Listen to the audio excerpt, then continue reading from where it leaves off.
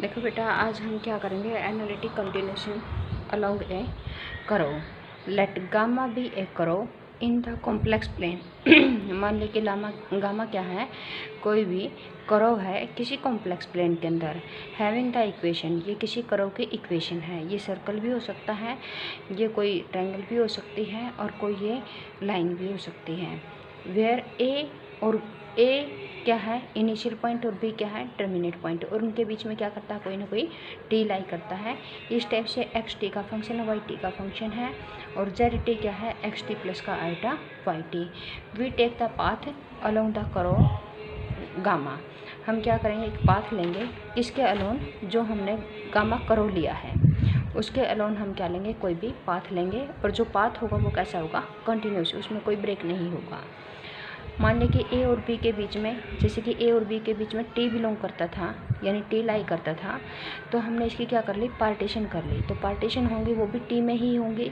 B a partition of interval A to B. If there is a chain, let suppose कर लिया कि यहाँ पे आपके पास क्या है, कोई भी चैन है। ये क्या है, ये फंक्शन एलिमेंट है। फंक्शन एलिमेंट क्या होते हैं, यदि कोई फंक्शन किसी डोमेन के ऊपर एनालिटिक हो और उसको हम ऑर्डर पेयर में लिख दें तो उसको हम क्या बोलते हैं, फंक्शन एलिमेंट। तो आपके पास एक चैन है फंक्शन एलिमेंट की, F1D1 F2D2 Fn Dn of the function element such that की एफ के प्लस का 1 डी के प्लस का 1 is a direct analytic continuation of F के डी के। जो नेक्स्ट वाला एलिमेंट है वो पिछले वाले का क्या हो, एनालिटिक कंटिन्यूशन हो। देखो k प्लस 1 है ना, यहाँ पे k है, तो नेक्स्ट वाला जो फंक्शन एलिमेंट है, यानी ये चेन है, इसमें नेक्स्ट वाला पीछे वाला का क्या हो, एनालिटिक कंटिन्यूशन हो। एंड जेड टी क्या है बेटा, जेड टी बिलोंग करता है डी के से, और जहाँ पे टी है टी के माइनस का 1 से टी के बीच में लाई करता है। Then F and D N be the analytic continuation of F1D1। ये कहता है कि then F and D N भी क्या होगा, एनालिटिक कंटिन्यूशन होगा किसका, F1D1 का, along the curve gamma. Thus we shall obtain a well defined analytic function in the neighbourhood of the end point. ये ई एंड डी है, end points of the path. तो आपके पास क्या आ जाएगा, आपके पास एक वेल डिफाइंड एनालिटिक फंक्शन आ जाएगा जो एंड पॉइंट के नाइबरहुड में होगा, और जो क्या होगा, एनालिटिक कंटिन्यूशन होगा किसका, F1D1 का, जहाँ पे डी के may be taken as disc containing Z T के माइनस का 1, यानी जेड टी के माइनस का 1 किस में लाई करेगा बेटा, डी के में लाई करेगा। तो देखो ध्यान से, जेड टी, यहाँ जेड टी आर माइनस का 1 वो डी आर में लाई कर रहा है, तो जेड टी के माइनस का 1 डी के में लाई करेगा। तो इस टाइप से मान ले कि यहाँ पे कोई ए पॉइंट था, यहाँ पे कोई भी पी पॉइंट है, तो यहाँ पे ये पाथ हो गया, ये गामा पाथ है। इस गामा पाथ में आपको क्या मिल गई, एक चेन मिल गई फंक्शन एलिमेंट की, ये चेन मिल गई, ठीक है। तो ये कहता है, तो लास्ट में जो आपके पास फंक्शन एलिमेंट आएगा, यानी एफ एन डी एन, जो लास्ट में आएगा एफ एन डी एन, तो एफ एन डी एन क्या होगा, इस फंक्शन का क्या होगा, एनालिटिक कंटिन्यूशन होगा फर्स्ट वाले का, लास्ट वाला फर्स्ट का होगा। क्यों, देखो ये चेन बन गई ना, ये इसका एनालिटिक कंटिन्यूशन, ये इसका एनालिटिक कंटिन्यूशन, ये इसका एनालिटिक कंटिन्यूशन, ये इसका एनालिटिक कंटिन्यूशन।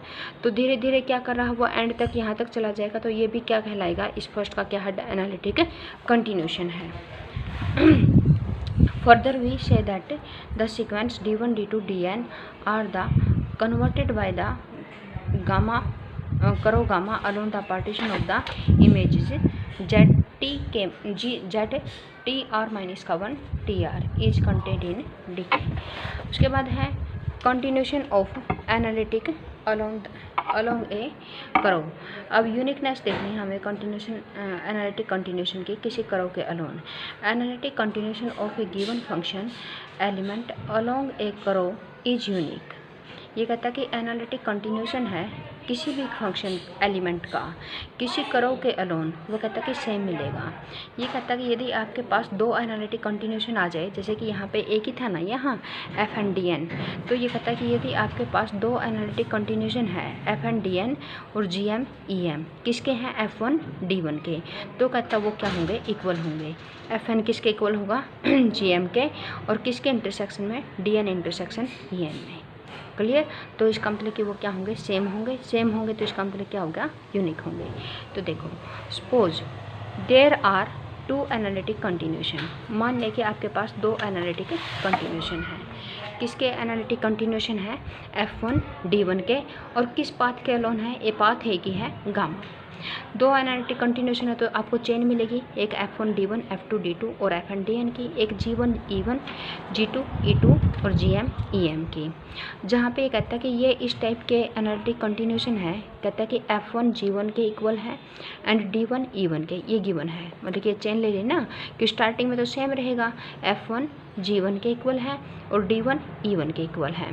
देन तो ये मतलब कि चेन अलग अलग कब आएगी, जब ये जैसे कि ये सर्कल्स लिए हमने, ये वाली डोमेन्स ली हैं, ये अलग अलग आ जाए। स्टार्टिंग वाली तो कहता सेम है, फिर ये मतलब कि ऐसे हो जाएंगी, ये ऐसे आ जाएगी दूसरे वाली, ये अलग हो जाएगी इससे। तो ये कहता है कि स्टार्टिंग F1 G1 F1 तो सेम है, D1 E1 के इक्वल है। तो जो ये पार्टीशन है A और B की जो पार्टीशन है, कहता कि वो डिफरेंट होनी चाहिए। सेम होगी तो फिर वही चेन बन जाएगी, फिर फ़ायदा क्या हुआ। तो ये अलग अलग चेन अलग अलग पार्टीशन ले लेंगे हम। एक तो T1 T0 T1 T2 Tn में ले लेंगे, एक S0 S1 Sm में ले लेंगे। सच दैट कि ये कहता है कि जो ZT है वो किस में बिलोंग करेगा, Ti में बिलोंग करेगा। यदि आपके पास T किस में बिलोंग करता है, Ti-1 Ti, यानी इसको हम बोलते हैं ith इंटरवल। यदि T ith इंटरवल में होगा तो ZT Di यानी ith डोमेन के अंदर होगा। यदि T ith इंटरवल में होगा तो ZT ith डोमेन के अंदर होगा। इसी तरह यदि T jth इंटरवल में होगा तो ZT उसके jth डोमेन के अंदर होगा। तो ये कहता है कि वी क्लेम दैट, अब हम क्लेम कर रहे हैं, क्या क्लेम कर रहे हैं, कहता है कि whenever we claim that, whenever जब आपके पास ith और jth का इंटरसेक्शन नॉन एम्प्टी हो, जब आपके पास इस फर्स्ट वाली पार्टीशन का ith इंटरवल, सेकंड वाली पार्टीशन का jth इंटरवल, इन दोनों के इंटरसेक्शन नॉन एम्प्टी हो, यानी इनके इंटरसेक्शन में कुछ न कुछ कॉमन हो, फॉर I1 से लेकर के n तक और J1 से लेकर के m तक, देन Fi Di और Gj Ej are direct analytic continuation of each other.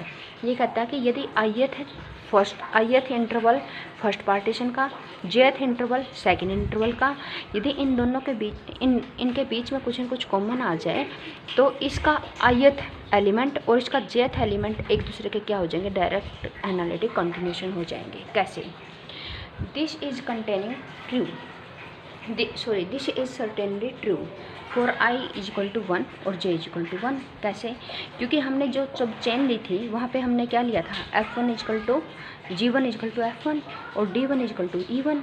यदि डोमेन और फंक्शन सेम हो तो वो एक दूसरे के क्या होते हैं, कंटिन्यूस। तो ये कहता है कि I = 1 और J = 1 के लिए तो ये ट्रू है, क्योंकि ऐसा तो हम लेके ही चले हैं। फिर ये कहता है कि लेट इफ पॉसिबल कि star is not true, contradiction से इसको प्रूव करेंगे। ये कहता है कि यदि ऐसा पॉसिबल हो कि स्टार ट्रू ना हो कुछ I और कुछ J के लिए, फ्रॉम ऑल सच पेयर, मतलब कि सारे पेयर में मान लीजिए एक आधा पेयर ऐसा हमें मिल गया कि उसके लिए रिजल्ट होल्ड नहीं होता, for which star does not hold, we choose a pair IJ, हमने एक ऐसा पेयर चूज कर लिया, मतलब कुछ पेयर के लिए ट्रू नहीं है, कुछ पेयर के लिए नहीं ट्रू है, तो कहता है कि उन्हीं पेयर्स में जिनके ऊपर ये रिजल्ट ट्रू नहीं है उनमें से हमने एक पेयर चूज कर लिया IJ नाम का। और कैसा पेयर चूज किया, कहता कि जो हमने पेयर चूज किया उसमें I + J की मिनिमम वैल्यू होनी चाहिए। मतलब कि ऐसे बहुत सारे पेयर मिलेंगे, उन पेयर्स का जो ये सुफिक्स हैं यानी I और J है उनको ऐड करके देखो, यदि उनको ऐड करके देखो उनमें से सबसे छोटा जो आएगा I + का J जो सबसे छोटा आएगा वो वाला पेयर तुमने सेलेक्ट करना है। फिर हमने वो पेयर सेलेक्ट कर लिया।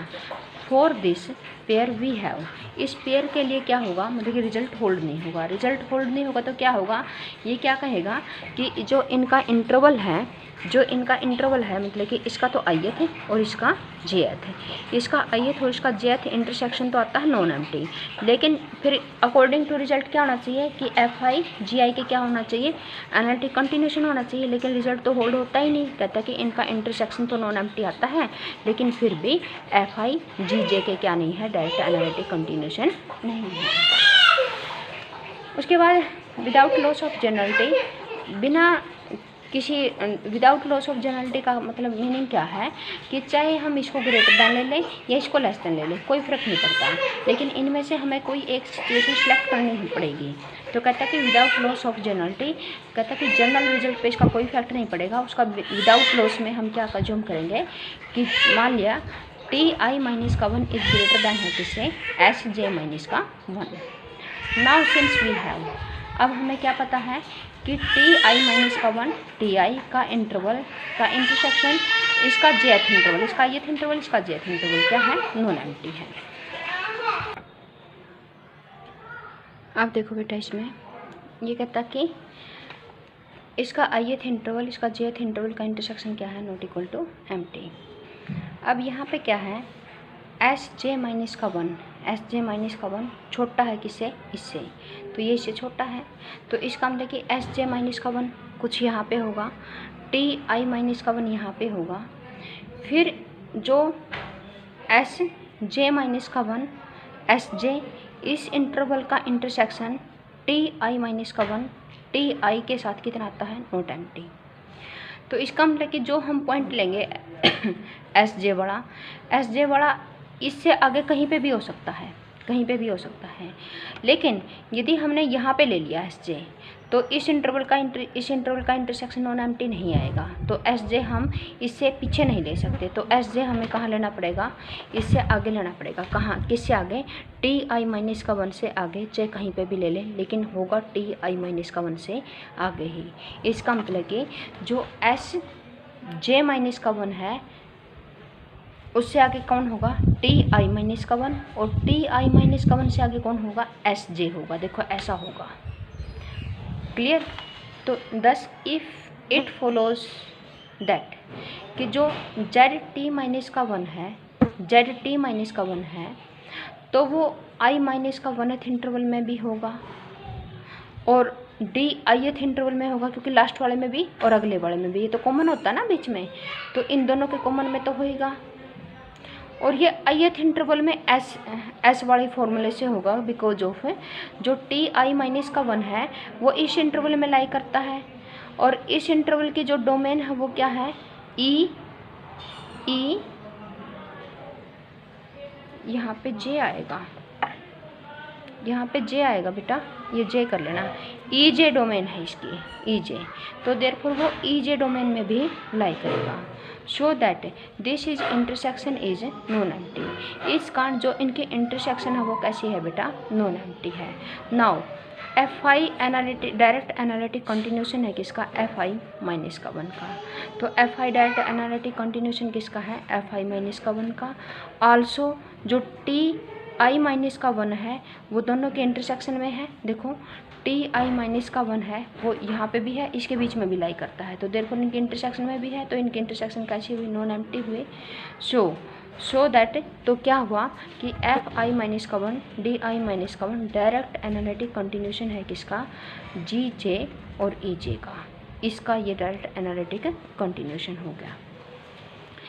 It should be noted that, ये नोट करना चाहिए हमें कि i प्लस का j कैसा था बेटा, minimal, for which hypothesis of star hold but result does not hold.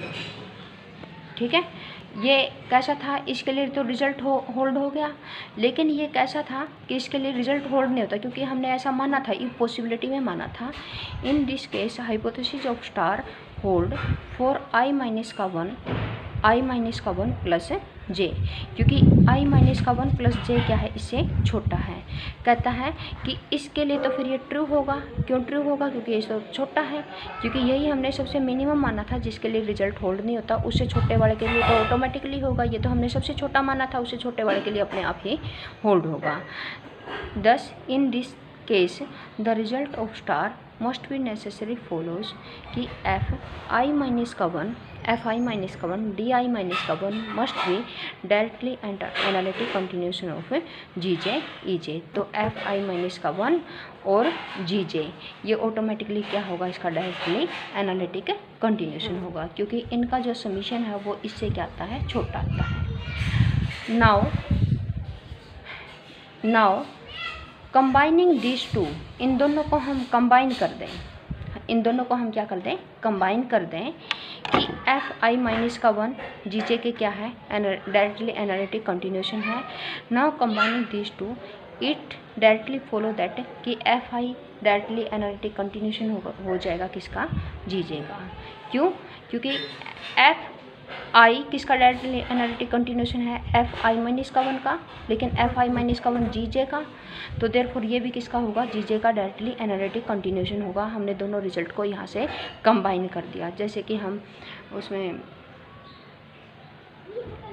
Transitivity condition में के अंदर करते हैं इस टाइप से।